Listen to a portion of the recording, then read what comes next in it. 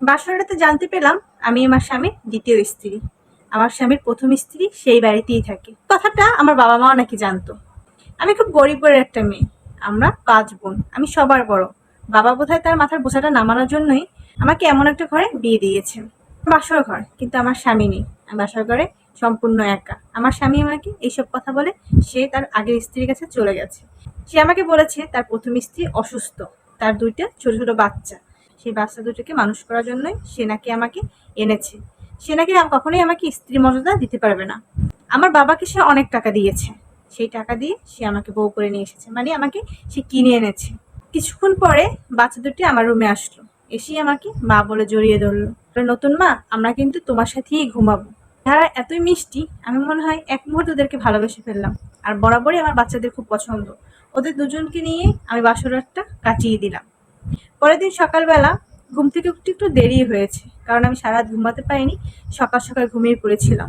আমার স্বামী এসে আমাদের ডেকে তুললো। বলল ১০টা বেজে গেছে, নাস্তা করতে হবে না? আর বাচ্চারা জমজ ছিল, ওদের বয়স ৫ বছর।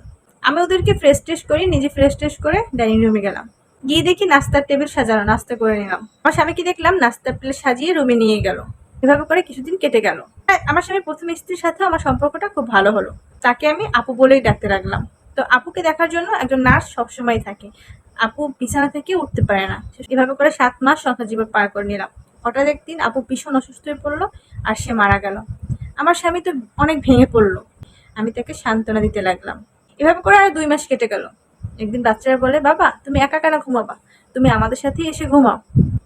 কিন্তু আমার স্বামী কিছুতেই আসতে রাজি হলো না। তারপর ওরা জোরাজুরি করতে, কান্নাকাটি করতে আমরা এখন এক বিছানায় ৪ জন ঘুমালাম। একটা জিনিস খেয়াল করে দেখলাম, আমার স্বামী আস্তে, আস্তে করে আমার প্রতি তার মায়া বাড়ছে। আমার সাথে অনেক কথা বলছে। এখন আর তাকে বলতে হয় না। আমরা ৪ জনে এক বিছানায় ঘুমাচ্ছি। আর আমার স্বামীও আস্তে, আস্তে করে আমাকে মেনে নিয়েছে।